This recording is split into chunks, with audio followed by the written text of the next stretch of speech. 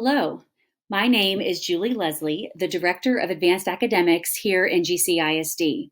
This is a recording of the Parent Informational Webinar that we held on April 29th to let parents learn more about our Aspire Academy. We had some technical difficulties at the beginning, and so I'm going to talk through several of the beginning slides, and then my voice will end, and we will splice this recording into the original recording, and you will be able to hear about the last hour or so of the webinar as it happened during the live event. On the panelists that day included Dr. Wynette Griffin, the principal at Glen Hope, several members from my advanced academics team, all of the Aspire teachers, and 3 parents of current Aspire students, Kimberly Phoenix, Dr. Jeffrey Haithcock, and Rachel Smith. The purpose of today's webinar is to give you information about Aspire. We understand this is an important decision for your family, especially for those of you who may have to change campuses. There are quite a number of benefits to the Aspire Academy. First, students gain an appreciation for and understanding of personalities that others might consider different and could have previously been somewhat isolating for some students. Adults in the building have a keen awareness of the social and emotional needs of highly gifted students, but the adults who know about these kids are not limited to Aspire teachers.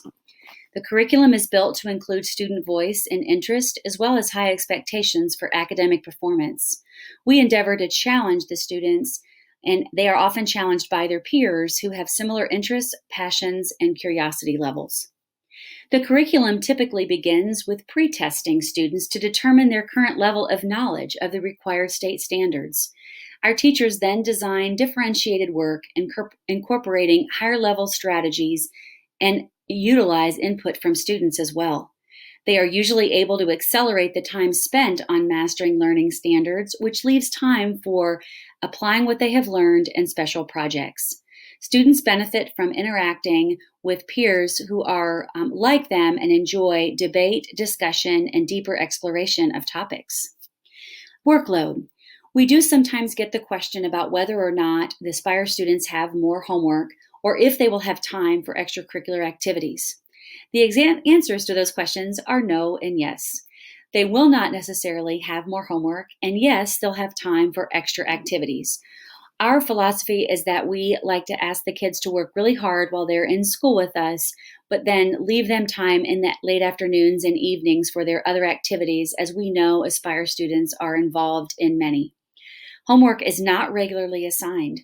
Students are expected to read nightly, and if they do have unfinished work, it is sometimes required that that work be completed at home. Math telescoping is available for any student who meets the criteria. Information about that is available on the math department's website. Registration for June testing is closed, but information is coming soon for July testing dates. Telescoping looks similar at Glen Hope as it does at other campuses, except that it is at a higher level, and there is more rigor, and the pace is faster. Students who are taking 6th grade accelerated math do so at Glen Hope. Typically, students taking math at higher levels in 6th grade start their day at CTMS, and they take a bus back to Glen Hope at around 9 in the morning.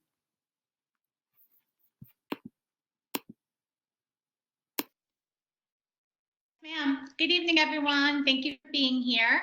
I'm just going to briefly be talking about technology and fine arts. So basically, technology and fine arts is going to be the same as your child's home campus, as it will be at Glen Hope. They will have art and music with their grade level peers during specials every week. And they're also given the opportunity to choose technology or fine arts classes during Gatorville. For example, some of the classes that have been offered in the past were coding for technology, or paper mache creation, or musical theater for fine arts. Students are also given the opportunity to sign up for various after-school programs that are focused on fine arts, such as art club with Mrs. May, or choir or marimba band if you're a 5th grade student with Mrs. McCauley. And then as they continue on to middle school and high school, they will have additional elective choices in the areas of technology and fine arts as well. Thank you, Mrs. Weinstein.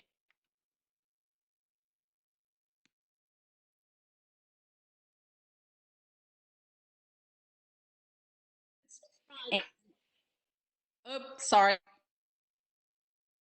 On now? Now it is. Okay, good. I'm going to be talking about, sorry about that, you guys.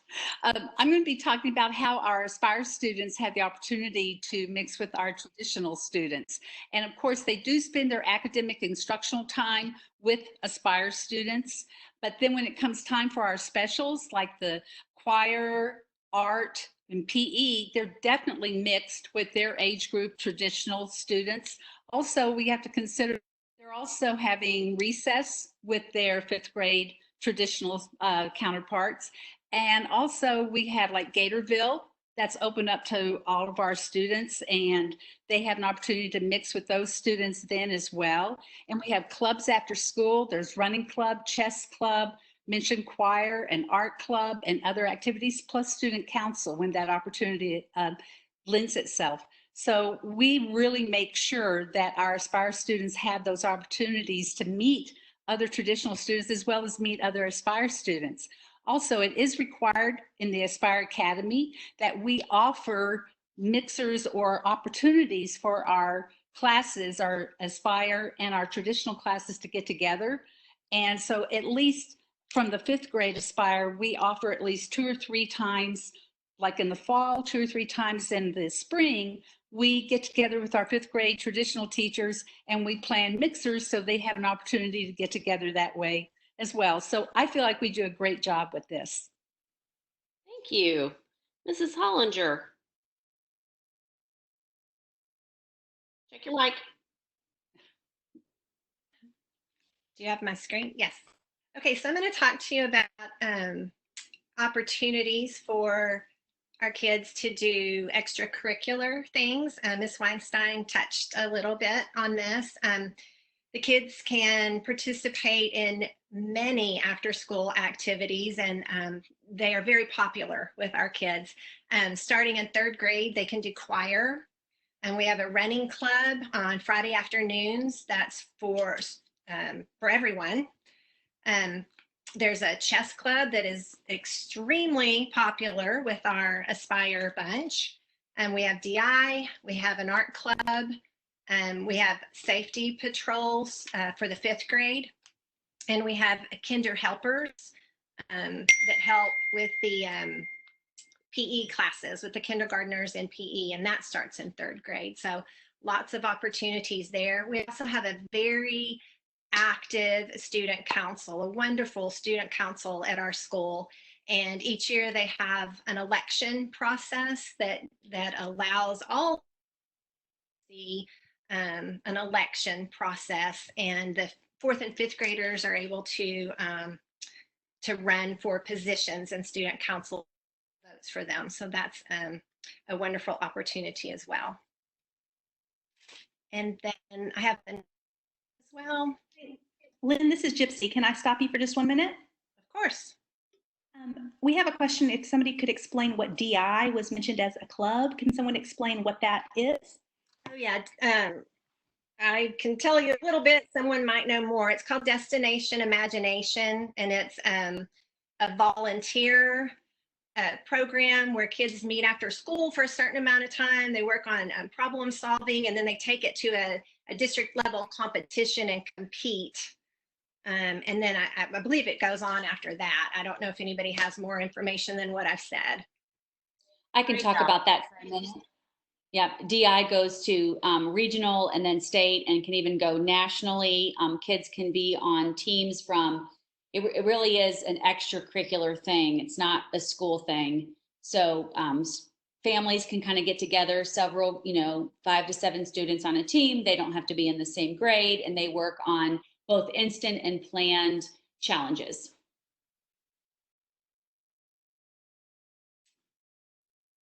Okay.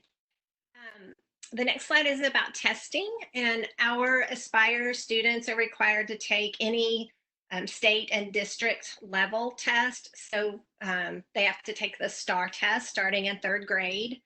They also take the the benchmarks leading up to that STAR test.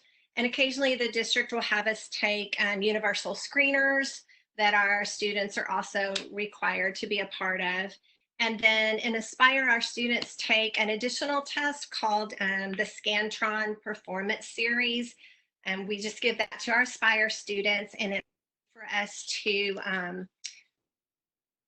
in our kids, because that particular test allows them to go beyond the grade level standards and the grade level content. We can really see the growth in the kids. Thank you. All right, Mrs. Leslie.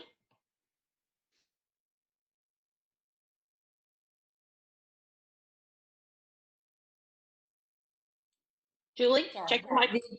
Yes, the intent form. And so I know the letter you received was quite lengthy. I was counting on you all as Aspire parents to have the perseverance to read all of those sections. But in case you haven't yet, because you're busy, towards the bottom, there is a link to a form called Intent to Attend.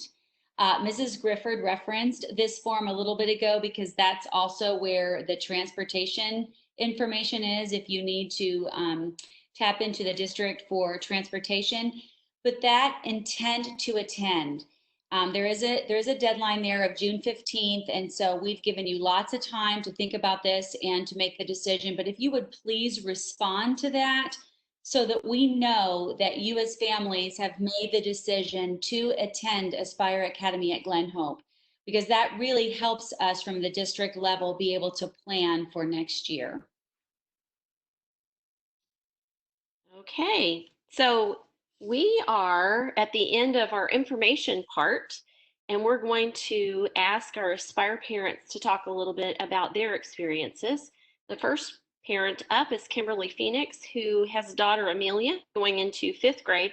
And Mrs. Phoenix is also very involved with SAGE, that you'll want to become a part of in order to support our gifted students. So Mrs. Phoenix. Thanks.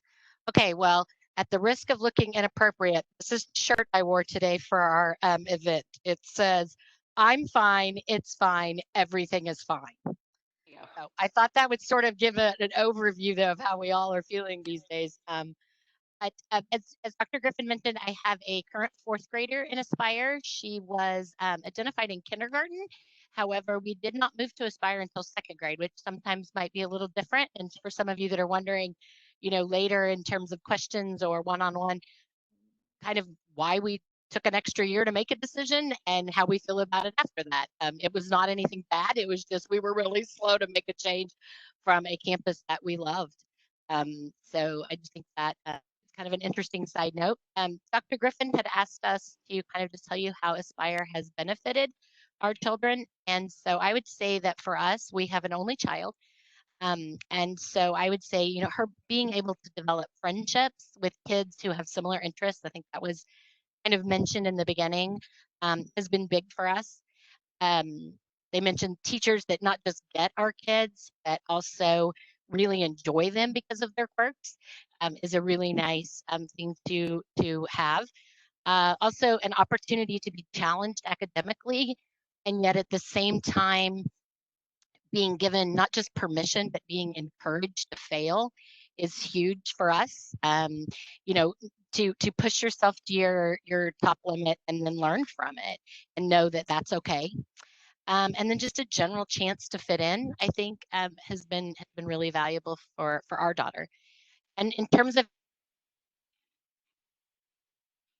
I think it's important to, for us, it's been the opportunity to know other parents who have similar experiences in parenting, and just having peers and sounding boards that we can go to and, talk about some of the unique situations that our children present to us, and having them go, "Oh, I understand. We do that too." An example would be in our house, if we need to address a issue of behavior, y'all are going to just fall off your chairs. But being told you don't get to read for hours and hours and hours is kind of one of our go-tos. A lot of my traditional friends, if I said, yeah, I can't, my daughter's banned from reading for today.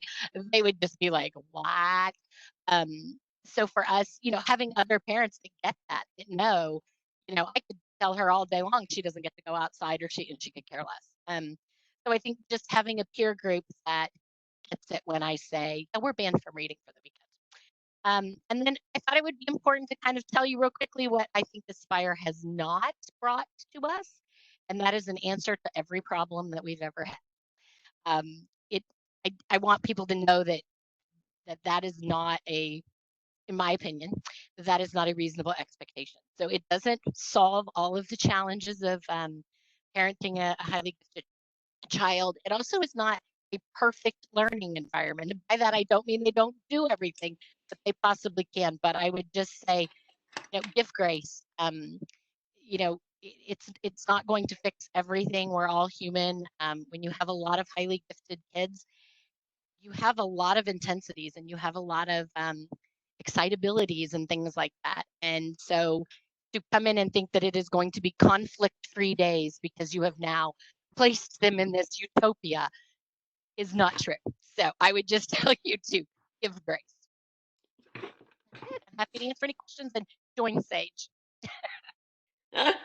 I need a plug in there. Well, our next parent probably has something in common with many of you because she has two sons who are in Aspire, and then she also has a daughter who's in traditional school at Glen Hope. And I know that for many of you, that is a situation that you're facing, and sometimes even as extreme as twins, which we have several of, sets of twins. One twin qualifies for Aspire and one twin doesn't. And so lots of questions about how that might work. And so Ms. Smith is going to talk to you now about her experience with Aspire. Thank you so much, and thank you for having me. Miss Phoenix, I too am sporting something, but mine's the Glen Hope Mama shirt. So thank you guys so much for having us here. I've got to wear our swag. So yeah, I think I have two boys. Noah is in 7th grade, currently going to go into 8th grade next year, and then Caden is in 3rd grade. And I just have to first say that there's not a teacher in this room, there's maybe one or two that hasn't significantly impacted our family in one way or another. And so I think when asked about the strength of the Aspire program, that's who I talk about first.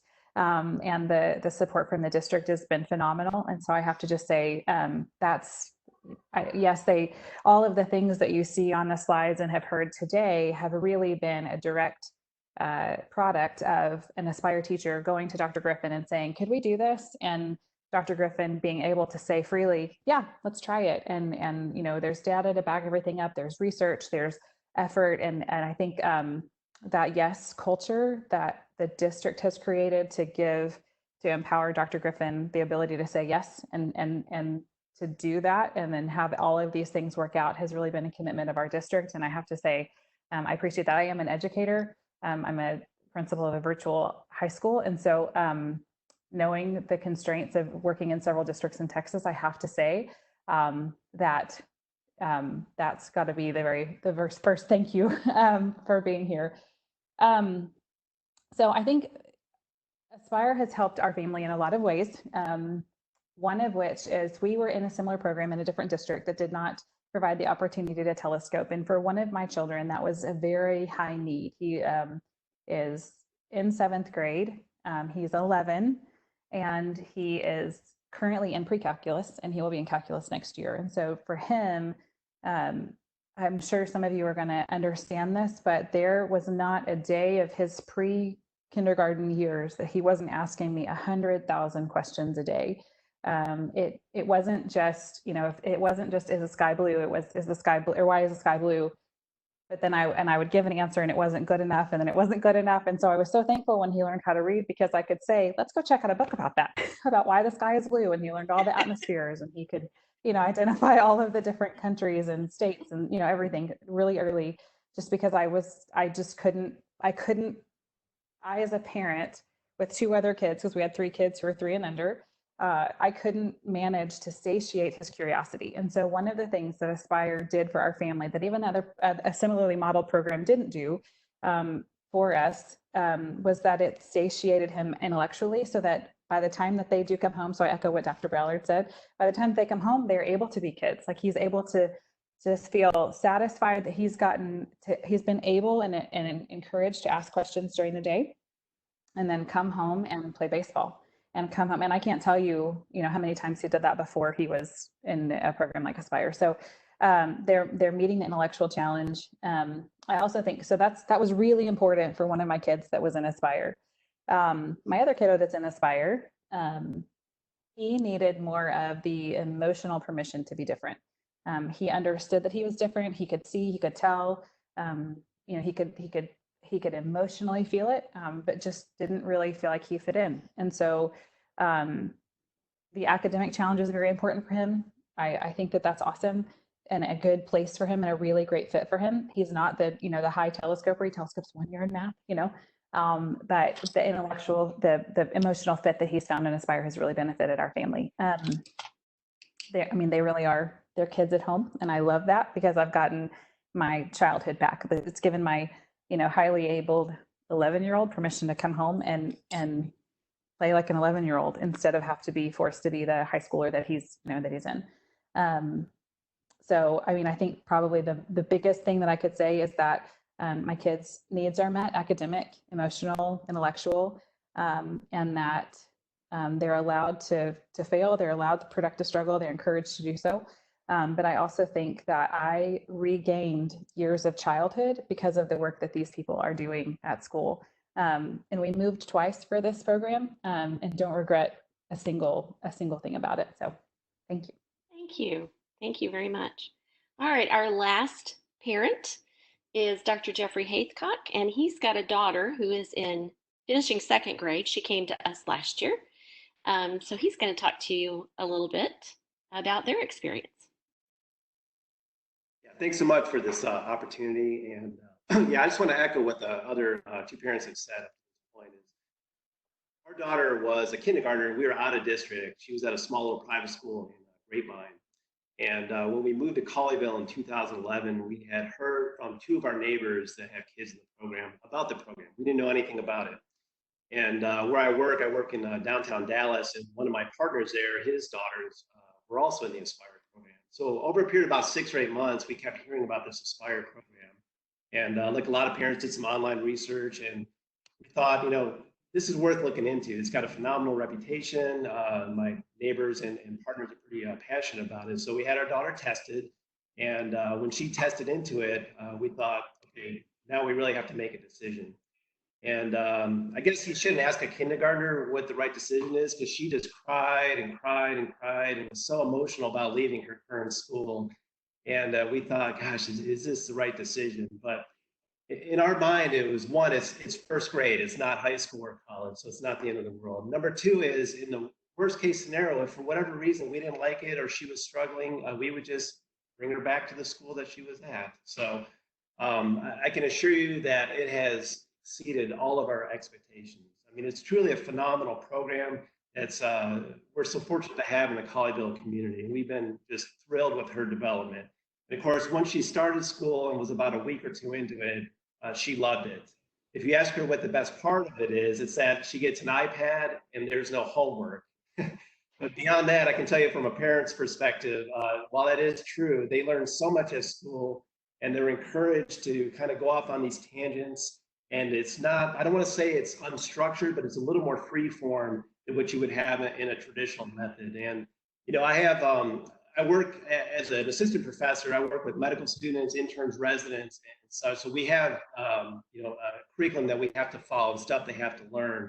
And it's refreshing to see a program like this at the elementary school and middle school level, where they're kind of allowed to go and do their own thing. And there's really no gaps in the program either. One of the concerns was, if they're just kind of going along in their own little pathway, are they going to miss anything?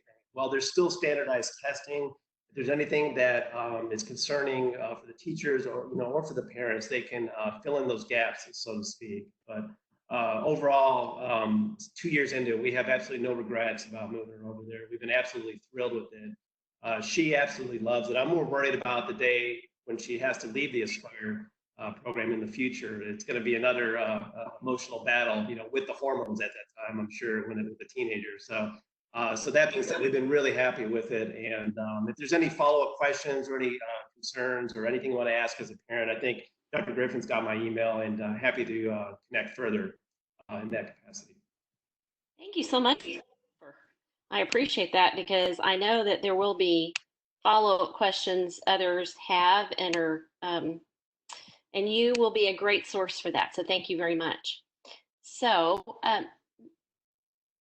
Mishu, you have some questions, I believe. I do have a question since we have the parents they're speaking. We had a question come in about how much of the decision for coming to Aspire or not did you give to your kids? So this parent is asking, their child is new to the campus that they're at, and they personally would think that this challenge would be good, but they also don't want to put too much social pressure on their child to make yet another challenge. So I'd like to throw that out to the parents to talk a little bit about. Rachel, I'm going to ask you to start with that one because Mrs. Smith had a rather unique situation. They did move to another district to find a program for their son, and he went there for a semester, or was it longer? They started their program in kindergarten. So Okay. he was in kindergarten and then the first semester, first grade. Okay. So he was there for 1.5 years and things weren't going quite as well. And so they moved mid-year. So I'll let you speak to that a little bit. Yeah. So for us, a lot of it was that this is my highly, highly gifted kiddo. And we're very thankful. What? Can you hear me? Okay. Yeah, I think we had some technical issues, so start over again.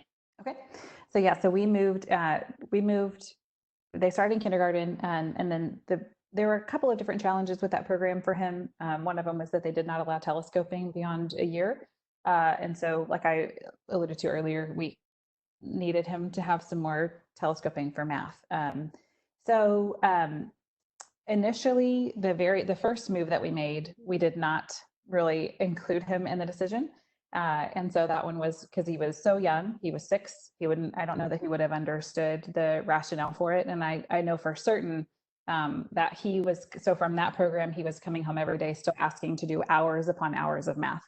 Luckily, thankfully, I'm a math teacher. And so I was, and so I could kind of supplement with that, but it required me to be mom and teacher at the time, and for a really higher need kind of than I was able to do at the time. So we did move. So the first time that we moved, we didn't. Now, later on, we were presented with the opportunity to allow him to telescope by whole grades, and so to move to jump and skip some grades would be a more traditional way to say that.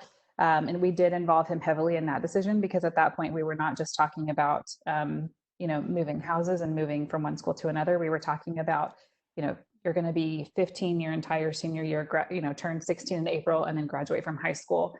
It would mean sacrificing some ability to participate in sports in high school. It would mean, things like that. And so we obviously spoke to him ad nauseum about those kinds of things in ways that he could understand, in ways that were appropriate. Thankfully, my husband's a pediatrician, so he was able to lead those conversations in a emotionally relevant way and kind of present some arguments to him that maybe he hadn't considered. But so at that point, we did involve him heavily in that decision because it was not that long after he had come that was offered to him, maybe 1.5 years. So he had come in the middle of first grade. This was offered at the end of second grade. So and he made the decision and still feel really good about it, even so many years later. So I think a lot of it depends, number one, on your student and how they are emotionally doing. I think the other thing that's really difficult that this COVID world has made really difficult is that traditionally, I think students are allowed to go and see kind of how things go, and parents are allowed to see how the classes go, and you can get some reassurance from that. But we also had some families follow us and move here after we moved, and no one has regretted it. And Some have involved their kids and some haven't. I think that just totally depends on your student and how different you feel their needs are. You know, if you have a student who needs something vastly different from what they're getting, then absolutely come and just drag them along and see. I think if they're just needing a little bit of supplementation, then that's a more difficult decision for your family. And so I think evaluating your own child and seeing how mature they are and their ability to think through some of those things. Because even if, I think it's just it's a difficult thing for sure. But so at first grade, we did not, and the second we did. So I hope that helps. I don't know if that really answers your question, but I hope that it helps. That's a tough one. It is a tough question. Mrs. Phoenix, I'm going to ask you to talk about that as well, because you guys, you mentioned that Amelia was identified and then you waited a year. So can you talk about your process? Sure. I agree with what Rachel said about it. It certainly depends on the child, and kind of what your familial relationship is, how you guys communicate in general with your child. As an only child in our family, I will tell you that my daughter believes she has the right to be involved in every decision that happens in our household.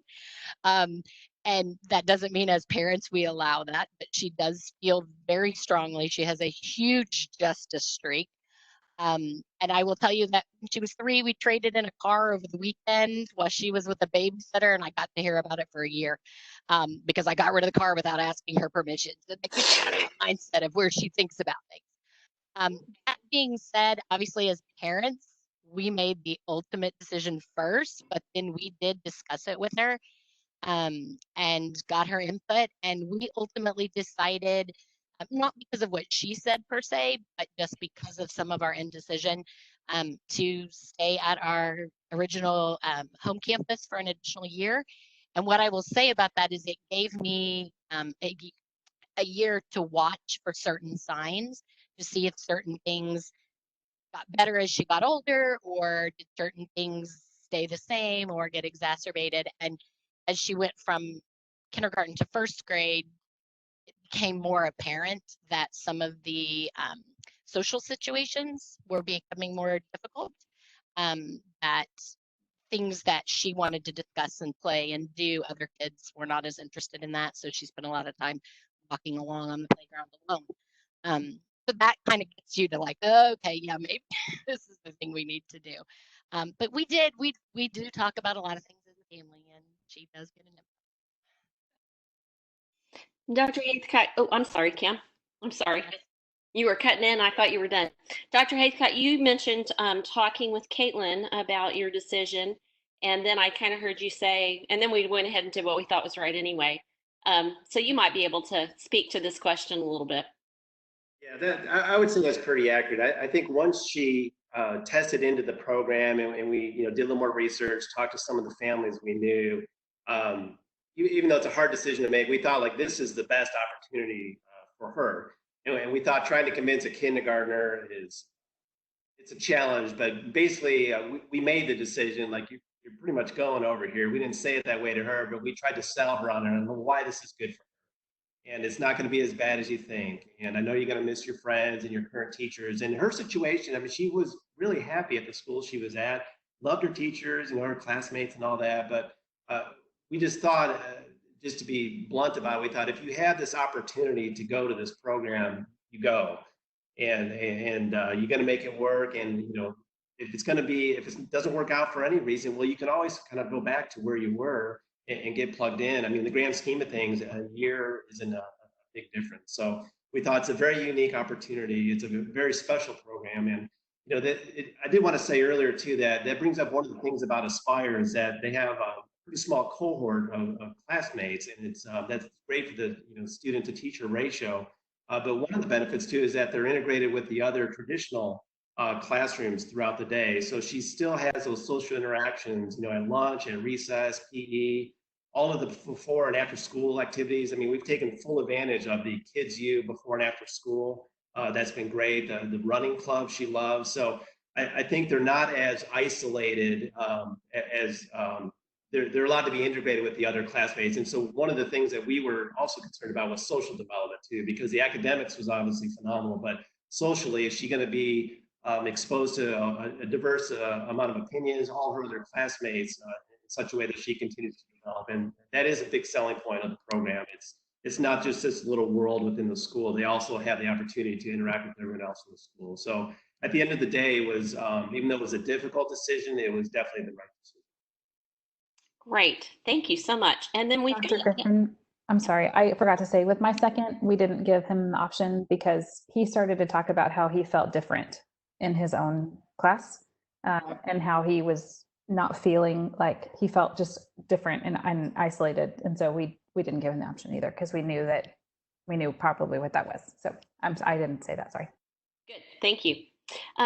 One of the things that we've learned is that there's a pretty predictable pattern to getting used to a new place. And so I'm going to ask Mrs. Ballard to talk about, because the question was, can you discuss what the 12-week adaptation process might look like? And it's not so much a process as just kind of observation coupled with research about how long it takes kids to adjust to a new situation. So Ms. Ballard, Dr. Ballard. Thank you.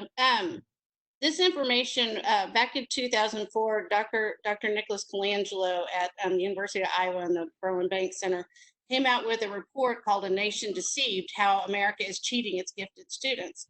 And in there, he talked a lot about acceleration and, telescoping one singular subject or complete grade skips. And then, of course, he brings in what most of us have heard about, oh, it's such a bad thing to cluster them together. It's so hard for them socially, emotionally to move. I don't want to put that kind of stress on them. And I've heard that, repeated here in this session. Some kids are going to come into Aspire and immediately find their people. And they love it because all of a sudden they realize there are other people out there like me. Mm-hmm. Some kids are going to take a little longer depending on how they come in. If they have social emotional self-confidence issues or some social emotional things already going on, it could take them a little longer to adapt to our program, especially since a lot of their confidence has probably been rooted in I'm the smart one, I'm at the top of my class in a traditional classroom.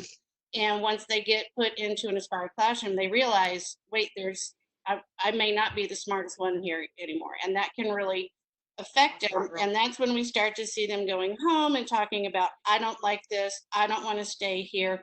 This is too hard. When really it's the first time that they've been around intellectual peers more than maybe one of them at a time. And two, where they've actually been challenged and been asked to step out of a comfort zone where they could fail. And that's really, really terrifying for these kids who are used to picking things up in such a short amount of time.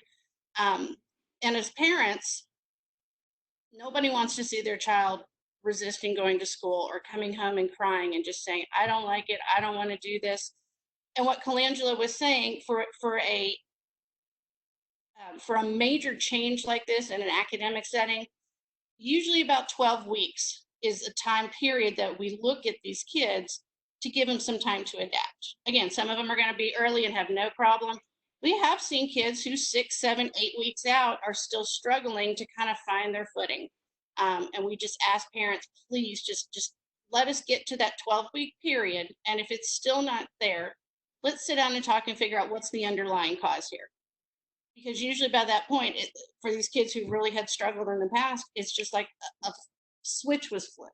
And all of a sudden, oh, okay, it's kind of like building a new habit, but they find their people and they realize, like Rachel was saying, I'm okay to be me. I don't have to put the pressure on myself anymore. Our very first year of Aspire, we had a circle up with the kids asking, what's the best thing you discovered about coming here? Because they were all new at that point. And one of my students said, I learned I don't have to be the top of the class. And that takes so much pressure off of me to know it's okay to fail sometimes. It's okay not to be there. And she was still completely, above grade level and excelling. But our kids have so much stress and anxiety on them already that sometimes that's a great opportunity for them to step back, to learn what it's like to not always be the best, to experience failure, because as grown-ups, we have the vision of knowing that that's not reality. And, they need to learn some intellectual humility sometimes. They need to learn that they can learn from other people in their classroom, and they don't always have to be the boss. And that's a fight sometimes we have for years with kids, but it hopefully that answers your question a little bit. That's, just give us 12 weeks. That's all we ever asked for. It's not that we let them hang for 12 weeks. We're constantly checking. We, making sure if we're having issues, we do interventions with social emotional. We teach those types of things in our classes. And sometimes some kids just need a little extra time and a little extra attention to adapt to a new situation. It's huge, whether you are at Glen Hope and coming in, or, especially if you're moving campuses, that's a big decision. And of course, parents are worried. What about their social emotional? I ask you, go look at A Nation Deceived, and then his follow-up is called A Nation Empowered. It's all about acceleration, all about the evidence that's there to support this type of a program and accelerating telescoping. The Davidson Academy, NAGC, it's all over. You can find, social emotional saying the social emotional needs of gifted kids has article after article about how this is appropriate setting and how the social emotional stigma might last a little longer. But in the end, I mean, we've had very few children decide, I just can't, I can't stay here. And it wasn't for not wanting to stay in the program. It was, I miss my friends. And that's a hard one, because this is an opportunity, like Mr. Haythcock was saying, this is the time to do it, rather than waiting to middle school or high school. This is a chance where they learn to stand on their own feet and who they are and what their strengths are, where they need to develop. And that's, hopefully that answers your question. Thank you. Appreciate that. So the next question is one that I will take, and it said, we look forward to meeting the teachers virtually. Can you confirm the same teachers for grades next year so we can make proper assumptions? So the good news is that we don't have a lot of movement in Aspire. We have been very fortunate to have a very stable staff.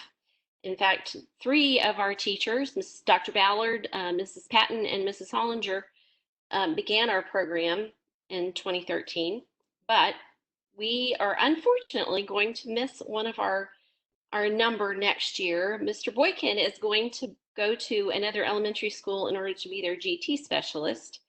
Yes, we're all very sad, very, very sad. And I know that you'll be curious about the process for replacing him. We are looking at applications, but we've often joked that Mr. Boykin was our 25th interview the year that we hired him. So I can assure you that we will go to the same length and commitment of time and effort to find a replacement for Mr. Boykin. But we are going to be very sad and miss him a lot. The next question is, how many students will be in second grade Aspire? What we notice over the years is that students in kindergarten who are testing to go into first grade, a lot of times don't have the stamina or the ability to focus well enough to do extremely on the tests that they're required to take. While we know that many of them have the ability, it's just asking a lot. And so our first grade class always tends to be our smallest. We this year had 11, and next year, right now, we have 12 that are identified. We could possibly identify a couple more, but that tends to be our smallest class. As of this moment, we have 22 that will be in our second grade class, assuming that all of you accept your invitation. 22 that will be in third grade, and we'll talk about third grade a little bit later. We will have 2 fourth grade classes and 3 fifth grade classes. So that is our current setup. And the next question is also one that unfortunately would be in my domain. So the transfer process for those students who might be like Mrs. Smith, where you've got a student who's in Aspire and then one that is not. And what my response has to be is the district does everything possible to make sure that they are really sensitive to the needs of parents and families, because we know how difficult it is for you to have more than one school to try and juggle. However, I can't guarantee that. And let me give you an example. If you apply for a transfer, so siblings of Aspire students are like the first consideration for transfers into Glen Hope. So you get high priority, but if that, for example, adding your sibling to a grade level would mean that we had to hire another teacher, that's the one time when I can pretty much assure you it wouldn't happen. And that's simply for budgeting and economic reasons. If it meant that we were going to spend another $60,000 or $70,000, and by not doing so, we would not have to spend that extra money, that would unfortunately have to be the decision. But in every other case, like I said, the district has really bent over backwards to try and make it work for families. The next question is, does a second grade teacher have experience with twice exceptional students? And Mrs. Patton, I'm going to you since it was addressed to you, but I'm going to ask that you not only talk about your experience, but the experience of other teachers as well. Sure, I can do that. I can tell you that we all have that experience for sure. We have in our program anything from twice exceptional, meaning they have dyslexia or ADHD, to things like autism or ED, when we see things all across the spectrum. So whether we came in with that experience or not, we have it now, and we all help each other with that as well. So no worries there. And one of the things that we have really focused on is learning ourselves how best to meet those needs. And so if we're presented with a situation that we don't have an answer to, we have great resources within ourselves. And then if not, if we can't find the answer within us, then we also know where to go looking for it.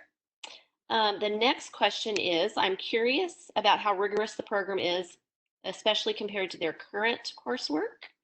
Are there some kids that can't master the coursework come middle or high school and pull out of the program? So the rigor of the program is determined by how much the children can tackle and how much they can handle. So every year it can be a little bit different, and we really try very hard to be mindful of that, but also to push. I can't recall any student who has left the program because they didn't feel like they could meet the challenge of the coursework. But Mrs. Leslie, you can speak a little bit more to middle and high school students and your experience there. Sure. My internet keeps going in and out, so can you all hear me? Okay, I moved rooms hoping that would help. We have seen a few students as they get to middle school, and our oldest students in Aspire are going to be going into 11th grade. And so we have seen a small number of students who self-select and decide that they would like to go a different route than Aspire. But in general, I can say that the grand majority of students do stay in Aspire Academy. Dr. Tolliver, I know you have also experience from the secondary level. Would you like to add to that? Sure. I would just say that for the Aspire kids, it's about the same as for any other kid. So as they enter middle school and then high school, they're trying to figure out who they are and what they're really passionate about and what they want to spend their time on. So definitely we do have a handful of kiddos who it's not that they can't do the work, but they really want to spend their time doing something different. So I think that that's very normal. Absolutely. And something we'd encourage as well. Yes. One of the questions was asked today, and we actually had a chance to look at it before our parents joined us, and we kind of debated back and forth. And the question was, can we get a sample of Aspire distant learning that we could have our kids try at home in order to kind of compare what that would look like as compared to what they're seeing from their teacher? And my answer right now is going to be no. And here are some of our thoughts, but we're not completely opposed to the idea, but we see some logistical and other issues. A lot of our distance learning is using technology and trying to have children have access to technology when they're not on the roll at your campus is almost impossible because everything routes through our enrollment system, and that's how they kind of gain access to many of the programs. And I just honestly can't envision how we would experience what we're providing for our Aspire students without having access to many of those tools. And I realize that puts you at a great disadvantage as opposed to a parent who would have been able to visit a classroom and see what we're doing in a typical non-COVID kind of year. Um, we are we'll spend some more time talking about that and trying to figure out a way that maybe we could provide you with a glimpse of what a typical day in Aspire might have looked like non-COVID, so that you can see some of the differences. And I think that might be a better gauge than distance learning right now, because so much of what we do involves the collaboration and the discussion that occurs between children, that I'm afraid you'd be making a decision based on a faulty assumption if we tried to do that. Typical size of Aspire, you can tell because of our staffing, they can be a little bit bigger. We have not always had classes that were quite as full. That is unusual. But this year we have the potential to do that. So that is, I think I told you 12, 22, 22, and then we'll be at about 45. We'll probably be at about 16 or 17 in the fourth grade classes, and then fifth grade will be about 16 or 17. So unlike our normal traditional where we were smaller in the beginning and get bigger, we're kind of reverse of that right now. And I'm going to throw the next question to Miss Leslie, which is, what's the reason for not creating another third grade class? Why do we have a wait list? Okay, so for some of you who the waiting list topic might need new, we are looking at that for one grade level for Aspire Academy at the elementary level right now, and that is for next year's third grade. About 30 or so minutes ago, when Rachel Smith was talking, she mentioned GCISD's innovation, and that it's a district of yes. And in so many ways, it truly is. And that was one of the things that attracted me to this district when I made the change from my previous district to GCISD. I love that culture of yes that is here. That is one of the things that led to our LEAD 2021 plan and several specialized programs, including Aspire, that were started out of our LEAD 2021. In this particular case, we asked many times for an additional staff member at Glen Hope so that we wouldn't have to go to a waiting list. And the answer this particular time was no, not at this time. I can tell you that everybody on this call is grieved about that. I don't know how else to say it. We're grieved about it. And I know there may be some people listening who are concerned because we have room for 5 students. We have currently 17 students in second grade. And assuming that all of those students move up to third grade next year, and occasionally we have one that doesn't if the family moves or something, but at this point we are expecting all 17 of those students to move up to third grade. And so with the state's class cap at 22, that means we have room for 5 children in the third grade. At this point, then, that means that we would need for 7 to be on the waiting list.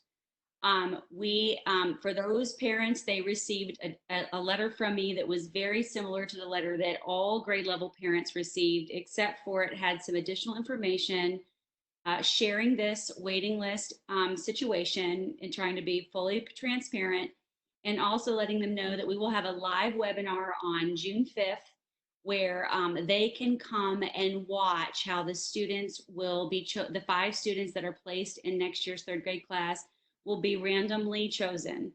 And we talked a long time about that as well. We know that's a long time to wait for parents to not know whether or not their student will be in that third grade class. At the same time, the district has a very official and deliberate appeals process, and we wanted to make sure that parents who would like to appeal a decision about their child would have time to complete that process in a fair way. And if their child was placed into Aspire Academy for that grade level by appeal, that their child would have the opportunity to be in that lottery process and to perhaps get one of those places. So again, if I could just emphasize, please know that the district did not make this decision easily. We have a district with so many wonderful opportunities for kids, and we also have a finite number of resources. And so that was the decision that was made about going to a waiting list. And so again, I can tell you that we've talked a lot. So many people on this call are grieved about that. Closely with Dr. Griffin, with Sage, about this decision. It was not made easily, but that is where we are at this point. True. We have 2 more questions and we are almost out of time. So I'll do my very best to answer one of them and hopefully get both of them in. And if you have to leave, we certainly understand. My child complains about being bored when teachers waste a lot of time teaching to the test for STAR or other standardized tests.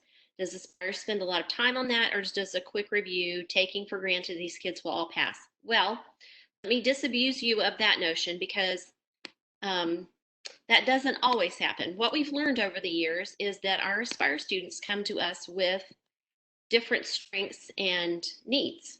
And sometimes we've learned, because a student is highly gifted, that they've been able to mask the fact that they have dyslexia until they get to 2nd or 3rd or 4th grade. And so we have to work on that. So it isn't always a foregone conclusion that they will pass, because we also have students with mathematical disabilities. That's another one of our 2E categories. And so we don't spend a lot of time teaching the test. We, as Mrs. Hollinger mentioned, we do have them take interim assessments to kind of see where they are, but we don't spend weeks drilling. It does typically just require some instruction for the standard that we're working on, and then probably some tips and test taking. And for some of our children, constant reminders to slow down, because you don't have to be the first person finished in the room to show how smart you are. And if we can get them to do that, they typically do very well. Say that the time that we spend is minimal. It does often relate to needs and how much time that we're finding that we have to spend, but we try to do that possible so that as little time as is absolutely necessary is spent. And the question is, any input on the social and emotional aspect of changing schools in the midst of COVID? Oh, goodness. That is a great question. And unfortunately, I don't think I have any input, because it's such an unprecedented situation. We might consider something like, I had contact me this morning and say her child had thought about the feasibility of starting our beginning of the year with them going back to their previous class. So in other words, if they were in 4th grade this year, spending the first day of school in their old 4th grade class so they could say goodbye. And so I thought, we might not be able to do a whole day, be able to do something. So my suggestion might be that we come up with some kind of creative alternative way for there to be some closure, to be able to say goodbye. And that might mean an afternoon at a park with a previous grade level, when we're able to do something without social distancing.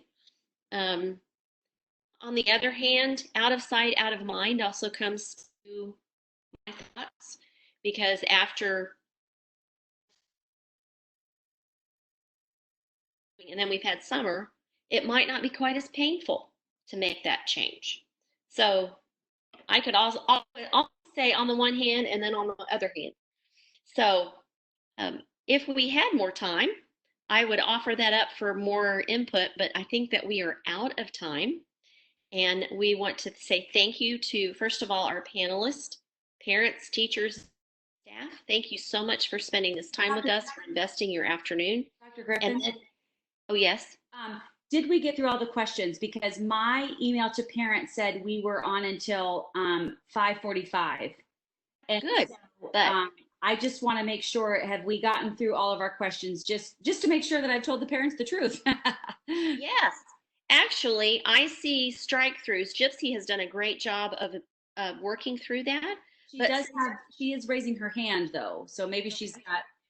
Well, I would just love it if we had a minute to go over some of the questions that I was typing responses to some people who had questions. And if we could just verbally, if you guys don't mind, if I could verbally go over the answers to some of those, just to make sure everybody's heard the same information. Sure. Is that Gypsy, okay? take it away. All righty. Okay, let's see here. There was a question about changing schools, about whether it was required to go to Glen Hope if you wanted to be part of Aspire, and that is true. Aspire at the elementary level is only at Glen Hope, so it would require a change of campus. There was another question about whether Aspire students still attend GT lead classes, the pull-out GT classes, and that is no, that our Aspire students are receiving their GT services throughout the entire day, and all of the activities and strategies they would be learning in GT lead, those are infused into their curriculum.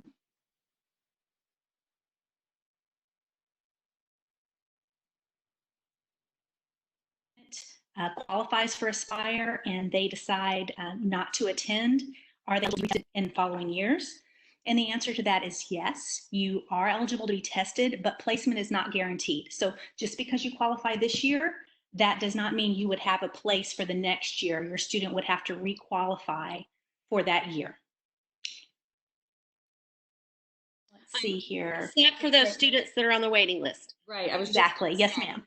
Thank you. For the students, though, that I talked about earlier, the students who are going to be on the waiting list for next year's third grade, they will be placed in the Aspire class for their fourth grade year. So they will move from the waiting list to an Aspire class. And so waiting list for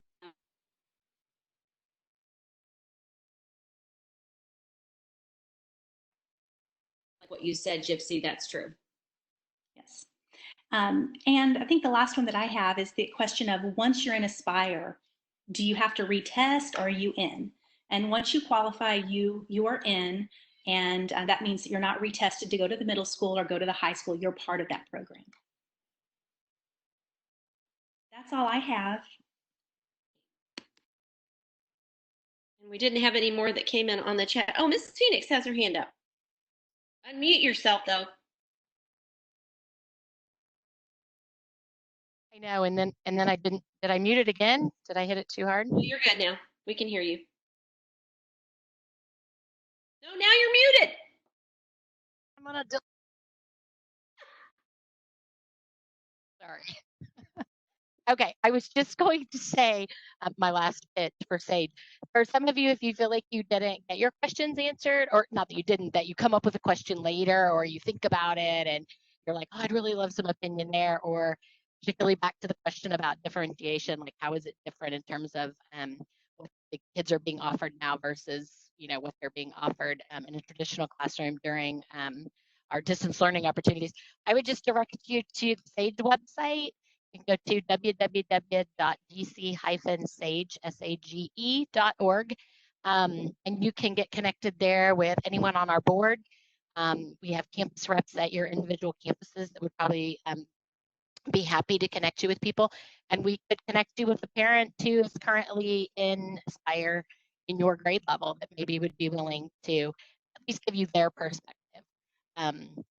Not that everybody has all the same ones, but that's kind of the purpose of our group, is to provide an opportunity for us to advocate and to share resources as part of this community. So, and another great spot is our website or our Facebook page. But if you go to the website, you can figure out Facebook or Twitter or Instagram.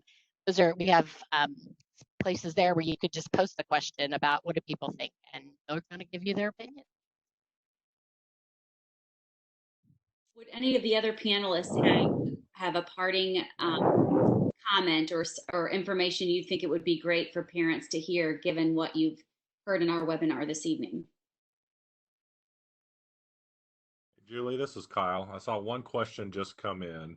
Can you reconfirm the deadline for the form? It said the intent form originally was May 11th, but I think the slide said June 15th.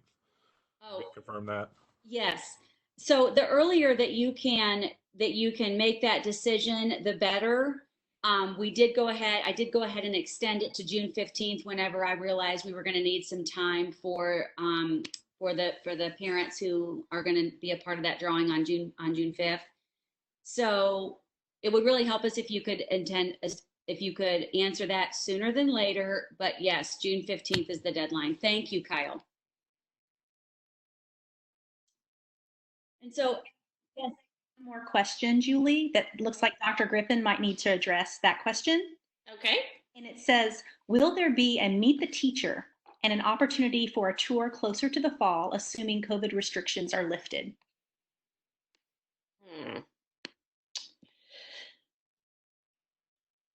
I'm going to put that on the we'll think about it list. In the summer, it is very difficult to be pinned down at the same time. And we also are, we obviously will still be dealing with some after effects of COVID if we're not dealing with what we're dealing with right now. So, as I said, we'll put that in the let's think about it, and certainly not off the table, but not something I was prepared to answer. Yes, I see Christina. I think there was one more question missed, and I think it might just refer to the path of Aspire after elementary, because it says once they're in, they remain there until when. So they might not understand how the path moves forward from, say, 5th grade Aspire. Okay, well, the middle school Aspire Academy is at Cross Timbers Middle School. And so the students move from Glen Hope to Cross Timbers. And then from Cross Timbers, Aspire Academy is at Grapevine High School. It does get a little different at high school in that because there's a master schedule and students have a lot of different courses. It may be that a student doesn't take one of the Aspire classes in 9th grade, but takes them both in 10th grade. That's really far down the line for an elementary audience, but suffice it to say that is at Cross Timbers and at Grapevine High, and that we really work with the Aspire Academy students, especially at the high school, because we want them to be in those classes if that's where they want to be. We feel like we are designing very intentional and deliberate coursework that meets their academic needs. And we also have our eye on the long game in terms of trying to set the students up for ultimate success for whatever they want to do after high school, whether that's a university and perhaps applying to a selective university or various other things. Again, that's a different conversation, but I can tell you that the principals, my team, and I, that we have a long game vision for Aspire Academy and for your students. And we are adding 11th grade this year. We are, yes, we're adding 11th grade next this coming school year and 12th grade the year after. And so while my connection is still working, it's been great all day and spotty now. I just want to publicly once again acknowledge this group of Aspire teachers. You work so hard. You are so passionate. You are so committed. And that has never been more true than during this closure. I know that you are working 11, 12, 13-hour days. You are planning so much individual and differentiated instruction for your students. I've been in those meetings. I've seen your stress. I've seen your worry about your kids and how they're doing. I know that you have spent weekends and hours planning for your students. When the easier thing might have been to take your foot off the gas a little bit and just sort of blame the closure, you have not done that. And I can't publicly thank you enough for how hard you are working and for being here now and help in this way to help the parents get to meet you. So thank you for your hard work and your dedication. I admire you so very much. That sounds like that was a perfect tribute to a perfect group of people. Thank you all. Thank you, parents, again for joining us, and Mr. Berger for hosting us.